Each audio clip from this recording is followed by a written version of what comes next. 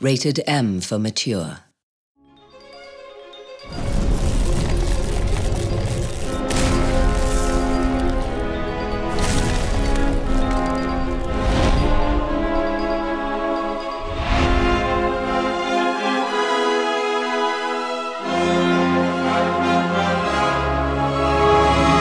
So with Reckoning, what I wanted to do was really bring the hardcore action moment-to-moment button presses and choices that players have with an action game or a fighting game into the RPG stance. So you're not looking so much at DPS and like math over time, you're looking at which attacks I'm using over time and how to defend it properly and where I am in relation to each enemy. That's the thing we play RPGs. You do the RPG element, but you're like, oh man, I gotta go fight this in this dungeon. This is gonna be boring. You got the like slow, and that's my combat. You're not looking forward to fighting, but you're looking forward to the story because it's so interesting. We really wanted to bring the RPG gamer a little bit more to the action side. If we had cool hardcore stuff for the hardcore action gamer to like get into and understand, that's cool, but we really wanted to be bringing all that fun to the RPG gamers.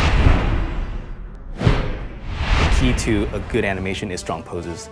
I feel like if you look at our combat, and hopefully when you freeze a frame, if you did, that you have a strong pose there. And like it's dynamic and you can tell exactly where the swing is coming from, how heavy the weapon is, and basically how powerful the player really is. Wanted to be like badass, strong, raw power, no soft type of thing, no whimsical thing. It's all just hitting hard, mess you up, clear the room type of action. We tailored our poses and our animation to the control. Like we really try to push that as far as we possibly can. Everything about every button press is that there's pregnant action to it.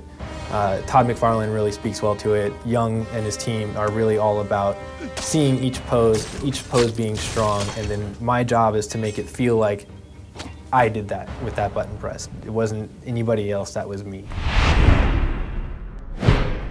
So there's only one way to do an action RPG in the style that we're doing, and that's to sit the animators and designers side by side. That was like the key of making all of this possible. Designers have their own mind of how things need to be for damage and hit reacts and timing, and animators have their own mind for how to make it look good and how to make it look like it has proper weight. It's a lot of back and forth. Sometimes, we're like, all right, it's not gonna look the best, but it's gonna feel good.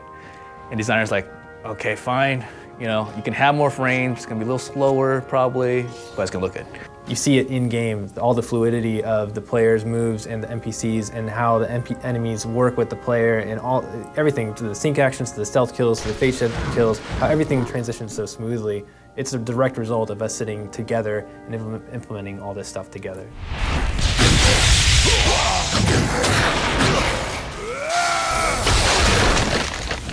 I'm a big believer in telling the animators, get off your seat, act it out, because you gotta really feel it inside before you can kind of like put it on the screen, Just go crazy. It's hard to describe, but like as an animator, you want to make it as believable as possible. And you gotta believe it first, I want to say, before you can kind of make other people believe it. Like get into the essence of just grabbing your strength your inner strength, I should say, and just doing what you feel. No like training involved, just Hail Mary with these weapons and see what you can come up with. We want to make it believable, but at the same time, we want to make it awesome. Where like you're like, wow, I know that's impossible, but I want to do that.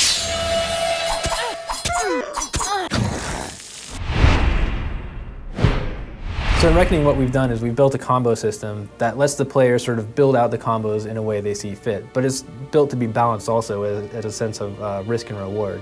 So at the very bottom level, you have your basic attacks, and these are the first hits of your combo chain. So if you think about it with your daggers is a 6-hit chain. So the first 5 hits are your basic attacks. You can always cancel those basic attacks into dodge or a block at any time you want.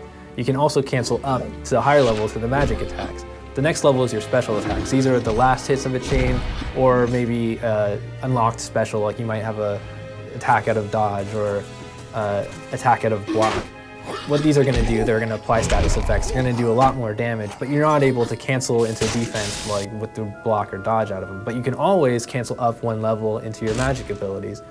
From your magic abilities, you're really committed to that move. So once you're using magic, you've paid a mana cost, but you're committed to that move. If you're going to get hit afterward, you might get hit. And it's going to take a while before you can block, cancel, or dodge cancel, or even attack again out of it. So what we've done is built that system where you start with the low and you can kind of always move up the chain. And now you can start working in things like launching attacks, and then you can start building combos out of it. You might get to the end of your very last hit and you've hit him with a strong finisher, but you always know you can do a magic attack to sort of continue the chain or something. And it's really all about creating this language that the player can then build combos off of.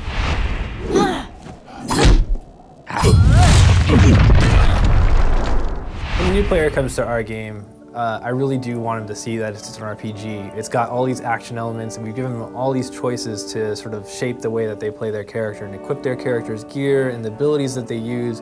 But really what I want them to discover in our game is how to express themselves in combat. You can go into playing Reckoning without memorizing anything, you know, and you can it's more just a feel and a timing thing, which anybody can pick up easily. For me, a good game is a fun game, you know, a game that you want to keep playing, and like a game that you don't mind watching the animation, you know. Anybody can do like combinations, you know, I guess if you get good enough, you can do like a 10, 15 hit combo. But I mean, but even that said, that's easy to do.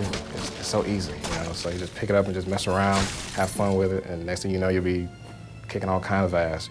In any other game, they're always going to have the standard 4 attacks that they use, and that's what makes them a warrior. But in our game, I feel there's so many variations on how you can actually play that out as a warrior, whether you're using dodge or teleport or blocks or parry, or which combinations of weapons that you're actually using and magic abilities, that it really does become sort of an expression of you.